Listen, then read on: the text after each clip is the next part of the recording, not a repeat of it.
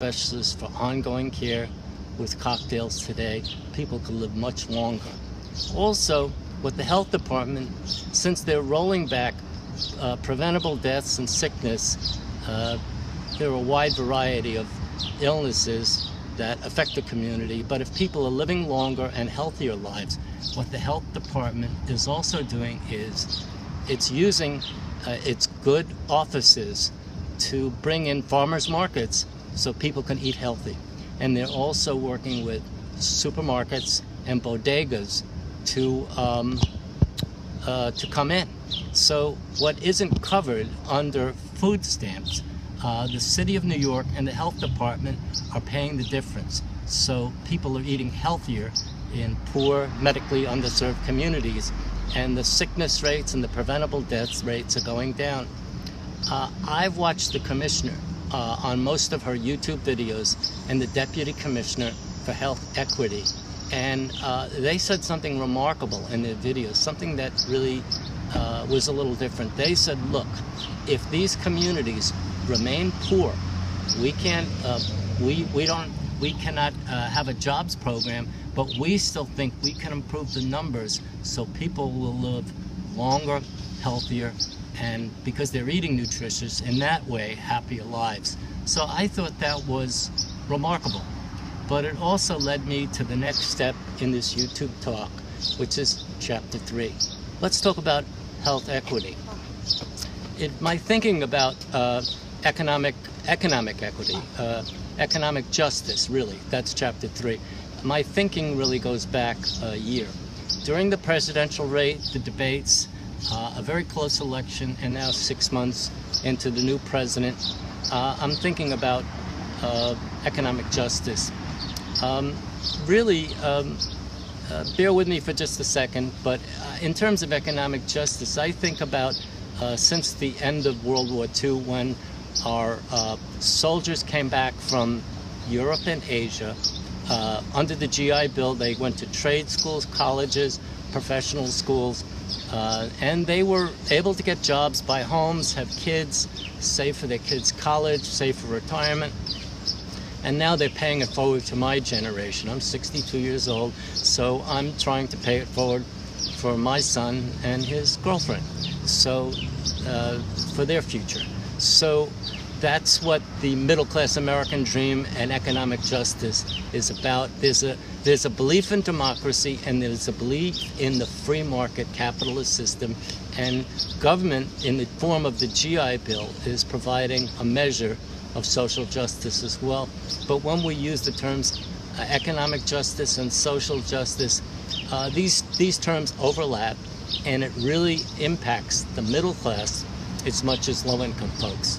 And that's the point, the whole point behind this. So in terms of economic justice, the election, the Republican president, our 45th president of the United States, won an upset victory, and probably because he was able to market himself to the American people as the change candidate. And also, I think what's going on among middle class, especially in the battleground states, is that middle class people don't feel middle class anymore. They're living from paycheck to paycheck, and they're uneasy about the future, and they figure, well, let's go with the change candidate. We had 8 years of a Democrat, and also we've had the last 8 years of prosperity since a severe recession and a near depression, and but people, middle-class people, enough in the battleground states felt uneasy about the economy and their futures. The economy is growing at between 1.5% and 2% growth. So that's what I think changed the election. It was a narrow election, and in terms of the Electoral College, our 45th president was victorious. Nearly 3 million people voted for the loser, the Democrat. So really the country is split down the middle. It's been a contentious election, but now we're waiting to see what our new president is up to. So in terms of economic justice, I've been thinking a lot about this. This is episode 16 of my YouTube talks. In episode 14 and 15, I spoke about ideas that I was presenting to my listeners about ideas where we can energize the economy. And what I suggested, and I'll be short about it, but I want to make these points again. What I suggested is that the United States needs to walk back and re-embrace the Trans-Pacific Partnership. And because what I think that will do is it will create jobs for more American workers. It will enhance prosperity for U.S. industries, and it will allow more goods at an even more affordable price to be available for American consumers. And I believe this is a win-win situation for the other 11 nations which are participating in the Trans-Pacific Partnership. These are our long-term allies, economic trade partners, military allies in South Korea, Japan, and new trading partners like Vietnam. And I think the president, it would be a good idea for him to walk back, to re-embrace the Trans-Pacific Partnership and say, look, I'm the author of the phrase art of the deal. I've got a better deal for the American people. So if the United States and 11 other nations representing 40% of the world, of the gross domestic output of the world, we can negotiate better trade relations with China. That's 15% of the world economic output. We can negotiate better trade relations with China, and we could also have greater nuclear security with the North Korea situation. So that's one reason that I've articulated previously. Maybe I'm embellishing a little bit now. The second reason that I think the president needs to embrace is we have trillions of dollars, roads, bridges, lead-laced pipes poisoning our kids in Flint, Michigan, infrastructure that needs to be rebuilt, and so much more we can do to re-energize the economy.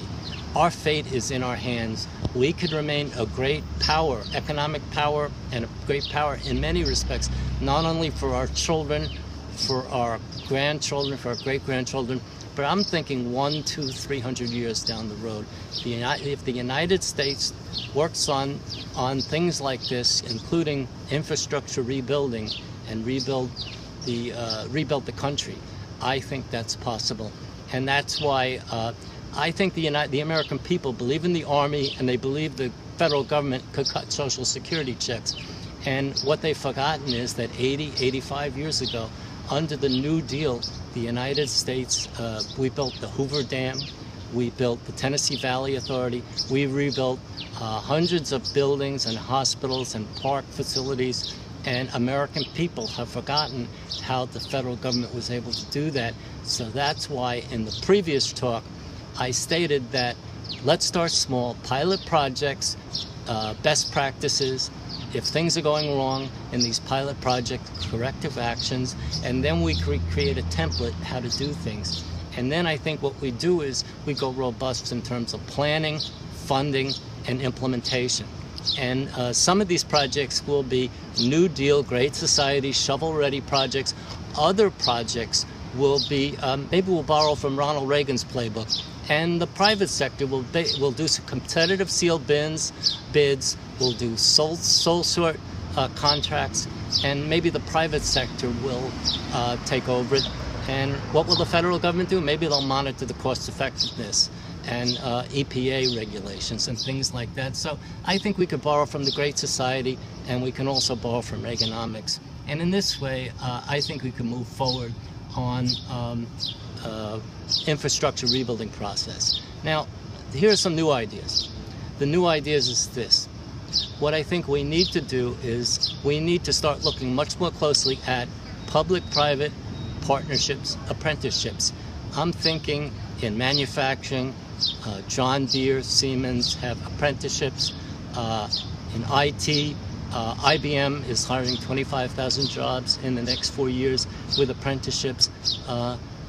In terms of renewable sources of energy, solar, there's a company, a nonprofit in Maryland called Grid America.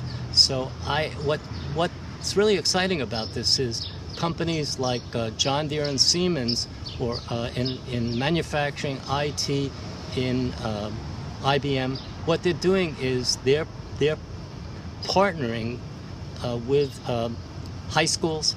They're funding young people for 6 years, covering stipends for high school and college. They're providing scholarship for college. There's no federal money involved in this, except IBM and John Deere are paying taxes. So state and local governments, which pay for the college and high schools, they're involved, and they're working with companies like John Deere and IBM, and that's terribly, terribly exciting. And what I think, if the United States walks back and re-embraces the Paris Climate Accord, I think what's going to happen is, first of all, you're going to have a lot of mayors and governors of major cities and states. They're going to be very happy about it. They're Republicans and Democrats, and they're very progressive in their thinking. And what they want to do is transition major cities, middle-sized cities and states. They want to be, they see global warming happening and is a fact. And they want to transition not only state and city buildings to be compliant, to utilize renewable sources of energy and have weatherization, but they also want private businesses within their jurisdictions to be compliant. So I think if we re-embrace the Paris Climate Accord, I think there's going to be federal money coming involved and private money being involved in public-private partnerships. What we need to do is think this. We need to not only have the country ready for the future, we need to get our kids ready. College is too expensive. If being middle class is a highway, we need an entrance ramp to get our kids in the game quicker. Today, a young person working in a factory, you don't need as many muscles. You don't need a screwdriver or a wrench. You need to know how to work a computer, and you need to receive education in science, technology, engineering, and math, STEMs. This is the toolbox that the kids need to have. We need to get our kids ready, and it's enlightened self-interest. The reason a German company with a large footprint in the United States, one of the reasons that they're paying for college scholarships for our young people, and they're providing stipends because their workforce is getting older. They need young people who could jump in quickly. And so really what we need to do is, it's not only for the country, but it's for the man on the street. And we need to reach out. So all young people, middle class, low income, black, white, red, brown, yellow, people all over from all groups need to feel inclusive in the game. When people have equity in the system, they're hopeful for the future, and they're going to pay taxes and have kids, and they're going to carry on and pay it forward to the next generation. So basically, we're just about near the end. So let me summarize. I've made most of my points about what we need to do to re-energize the economy.